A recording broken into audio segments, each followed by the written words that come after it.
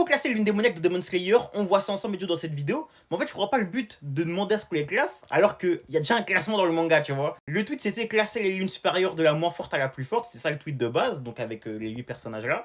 Mais en fait, il n'y a pas de classement à faire, vu que, comme je le répète, le classement existe déjà.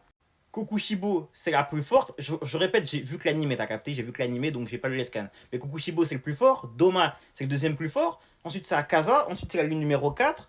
Elle, on sait pas encore ce qu'elle vaut, parce qu'en fait, c'est devenu une nouvelle lune, du coup. C'était pas une lune avant, si je comprends bien.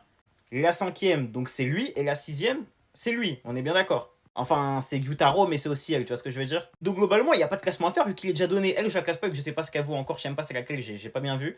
Mais bon, septième position, c'est pour elle. Ensuite, c'est pour Gyutaro. Cinquième, c'est pour Monsieur Vaz. Quatrième, c'est pour lui avec ses clones, là. Enfin, avec ses doubles. Ensuite, c'est pour Akaza. Ensuite, pour Doma. Et ensuite, pour Kokushibo. Le seul, en fait, qui est un peu débattable, c'est Akaza, qui aurait pu devenir une nouvelle forme de vie, qui n'était plus un démon de Muzan. Ça aurait pu devenir un être immortel, littéralement, tu vois. C'est le seul qui pourrait potentiellement atteindre un classement qui n'est pas le sien, tu vois ce que je veux dire. Mais sinon, tous les autres sont bien classés. Genre, il y a un classement officiel, quoi.